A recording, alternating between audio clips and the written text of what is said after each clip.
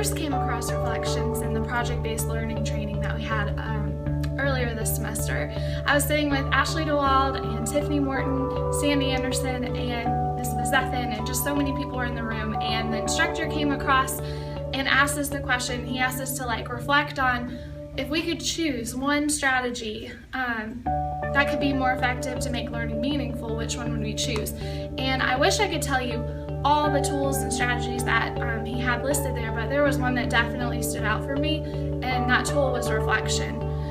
And I think the reason that reflection stood out to me was, one, because we were doing it, and then two, because I realized and recognized in that instance and through the training that week that reflection was a tool that I thought that I had been using, but true reflection in my classroom was missing.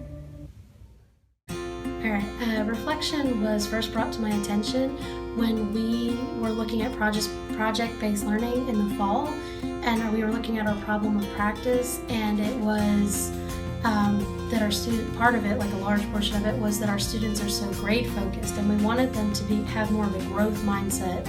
And so I thought, well, I'm somebody that has a growth mindset. I'm constantly trying to better myself, and that's through reflection. I'm definitely always looking at what I'm doing, how I can do it better, and it's not because anybody's giving me a grade, it's because I want to feel successful.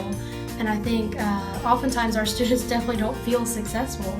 They're constantly down on themselves, and it's because of the grade focus instead of how can we keep moving, keep building, keep growing as a person. So I definitely see a need to incorporate that more to move our kids from grades to just feeling like a person that's able to grow, and there's not a ceiling. We just can keep growing if we constantly look at where our weaknesses are.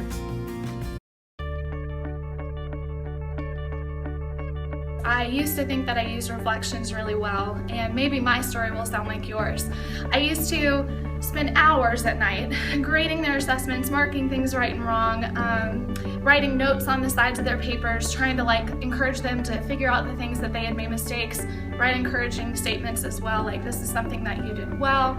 I would put questions and think, surely they're going to care about all of the feedback that I'm giving them on their assessments, their quizzes, their projects, whatever it was that I was spending time doing. And I would go into class hopeful, excited, and talk with them about how they could use their assessments to figure out what they got wrong and what they got right. And I would pass it back, and the first thing that every student would do is talk to their neighbor about what their grade was, as if the grade was the most important thing.